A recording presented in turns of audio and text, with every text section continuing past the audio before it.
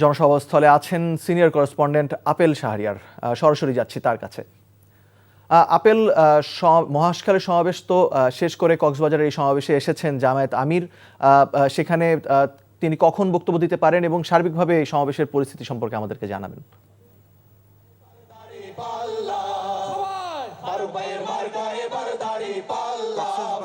একই সঙ্গে দুটি জায়গায় নির্বাচনী জনসভা হচ্ছে, একটি মহেশখালীতে আর আরেকটি আমি এখন যেখানে আছি সদরের বাহারছড়া গোল চত্বর মাঠে। এরই মধ্যে এই মাঠে কিন্তু কানে কানে পূর্ণ হয়ে গেছে নেতাকর্মীদের এবং একই সঙ্গে শুধু দেখছি নেতাকর্মীরা নয়, সাধারণ মানুষও এই সমাবেশে এসেছে আমিরের বক্তব্য শোনার জন্য।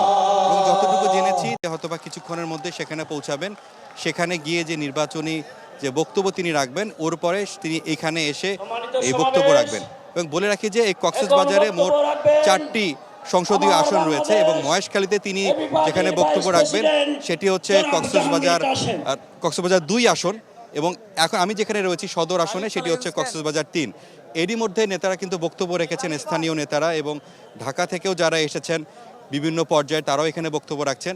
মূলত মোটা দাগে একটি কথা তারা বলছেন যে আগামী যে জাতীয় নির্বাচনে দাঁড়িপাল্লাকে ভোট দিয়ে জামাতে ইসলামের সঙ্গে যে 11 দলীয় জোট রয়েছে তাদেরকে সরকার গঠনের সুযোগ করে দেওয়া এবং অতীতে যেসব দেখা গিয়েছে অর্থাৎ সরকারগুলো যেভাবে জনগণের উপর জুলুম করেছে, নির্যাতন করেছে, যে বৈষম্য হয়েছে সেই বৈষম্য দূর করার কথা তারা বলছেন।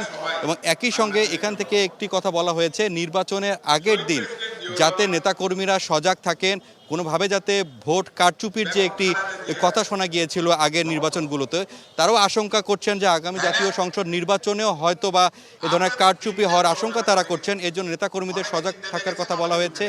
একই সঙ্গে বলা হয়েছে এখান থেকে যে লাঠি নিয়ে তারা যাতে ভোট কেন্দ্রগুলো পাহারা দেন।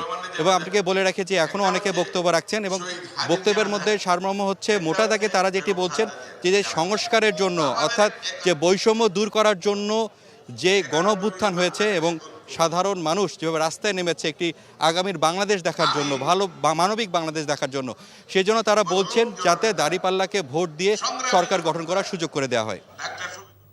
জানছিলাম কক্সবাজারে জামায়াতে ইসলামীর নির্বাচনী সমাবেশের খবর।